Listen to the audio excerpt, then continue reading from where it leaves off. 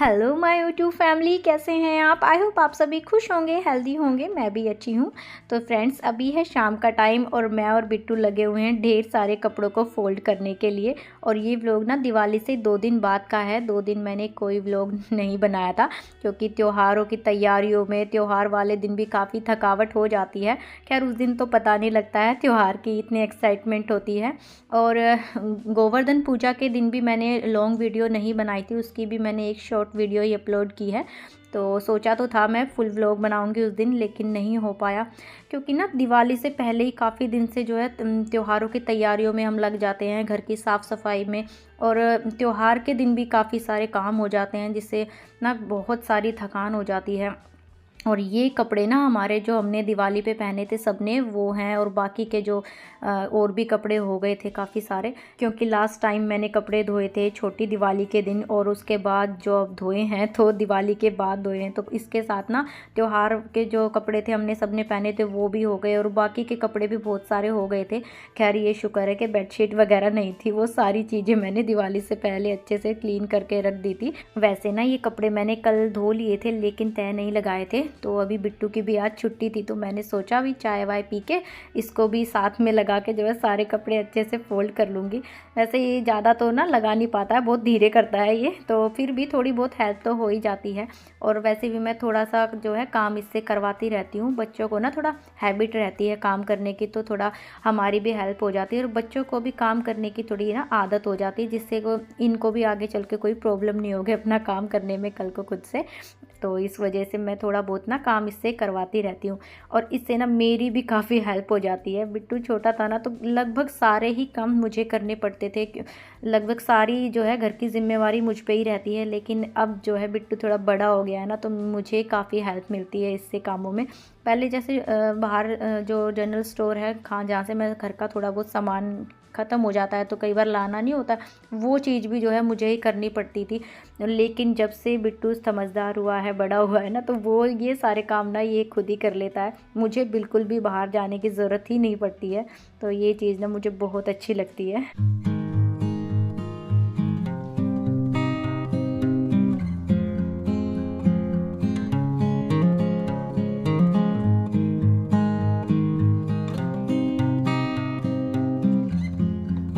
तो यहाँ पे सारे कपड़े अच्छे से फोल्ड करके मैंने दोनों अलमारियों में रख दिए हैं। और थोड़ी सी देर लगी क्योंकि कपड़े ढेर सारे थे जिसको तय लगाने में काफ़ी देर लग गई। बिट्टू ने भी काफ़ी मदद की वैसे तो बस उसके बाद मैं आ गई थी किचन में। ये जो भी लंच के बर्तन थे पहले उनको मैं अच्छे से रैक में सेट कर दूँगी, क्योंकि इनको स्लैब पे रखे रहेंगे ना तो थोड़ा स्लैब में स्पेस का इशू है, हमारा छोटा सा किचन है ना इस करके। तो पहले मैं पूरे स्लैब को खाली करने के लिए सारे बर्तनों को अच्छे से रैक में लगा दूंगी।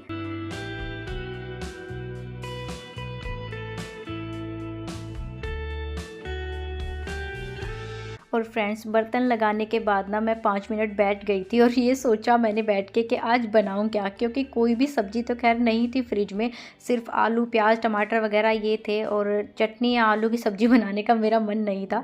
फिर मुझे दिखा फ्रिज में थोड़ी सी लस्सी रखी है तो सोचा आज कढ़ी बना दी जाए, काफ़ी दिन भी हो गए थे और मुझे बिल्कुल भी याद नहीं था कि कढ़ी के लिए जो है लस्सी रखी है फ्रिज में।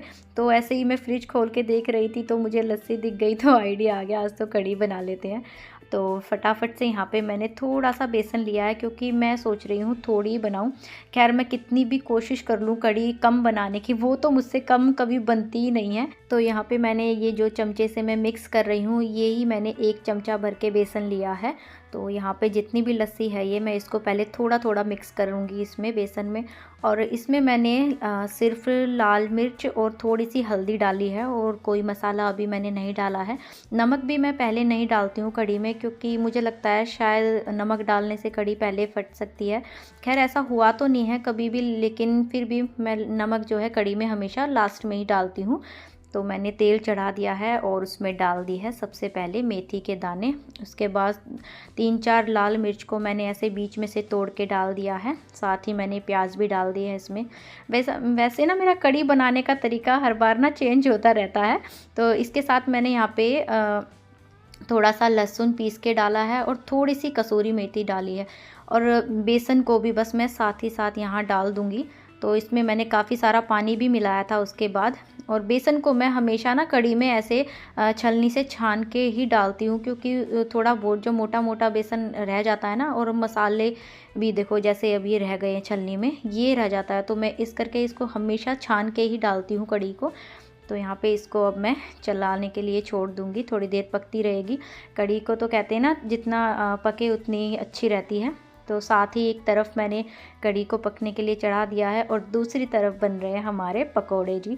और पकोड़े मैं यहाँ पे बना रही हूँ प्याज के, क्योंकि बेसन के जो प्याज के पकोड़े ही गुलशन को अच्छे लगते हैं। वैसे एक दो बार मैंने ना सिर्फ बेसन के भी बना के डाले हैं, तो वो इनको बिल्कुल भी अच्छे नहीं लगे थे।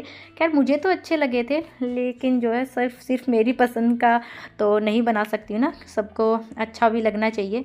तो यहाँ पे लास्ट में मैंने एक तड़का और लगाया है जीरा और लाल मिर्च से। आज एक चीज़ की कमी थी कढ़ी में, और वो थी हींग। वो आज नहीं थी, तो आज इसलिए मैंने बिना हींग के ही कढ़ी बनाई है। तो एंड में यहाँ पे मैंने पकोड़े भी डाल दिए हैं कढ़ी में, और बस 2 मिनट और पका के मैंने कढ़ी को साइड में रख दिया था उतार के। उसके बाद मैं बनाऊंगी यहाँ पे रोटी, और रोटी भी बनाऊंगी और कढ़ी बनी है, तो आज चावल तो जी बनेंगे ही बनेंगे, बिट्टू तो चावल ही खाएगा। तो बस यहाँ पे मैंने सोचा पहले रोटी बना लेती हूँ, क्योंकि रोटी तो खैर ज़्यादा तो नहीं बनानी है, सिर्फ गुलशन की और मम्मी की ही बनेगी। तो फटाफट से पहले मैं रोटी बना दूँगी, और बिट्टू को अभी भूख भी नहीं थी इतनी, तो मैं जो है चावल उसके बाद ही बनाऊँगी।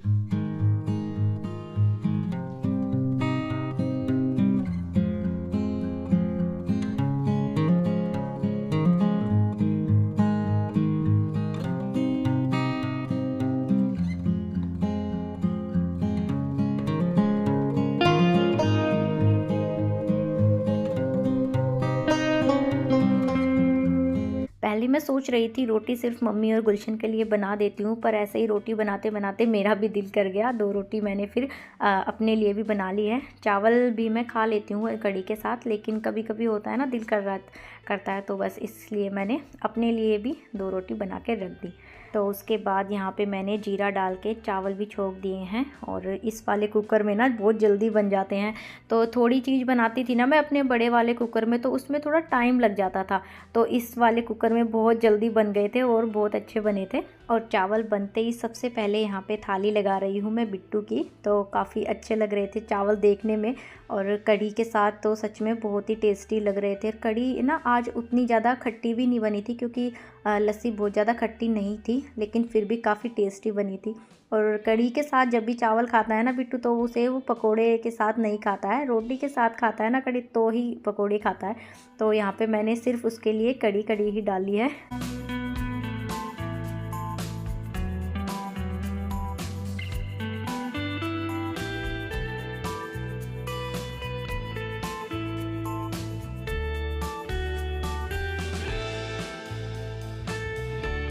तो चलिए जी, यहाँ पे हमारा सबका खाना पीना हो चुका था। गुलशन भी घर आ गए थे टाइम से, तो उन्होंने भी खाना खा लिया है। तो यहाँ पे हमारे जितने भी डिनर के बर्तन हुए थे, तो वो ही क्लीन कर रही थी मैं। और हाँ फ्रेंड्स, आपने किस ने सर्दियों के कपड़े निकाल लिए हैं मुझे कमेंट करके ज़रूर बताना, क्योंकि हमारे यहाँ तो बिल्कुल भी अभी ठंड नहीं है।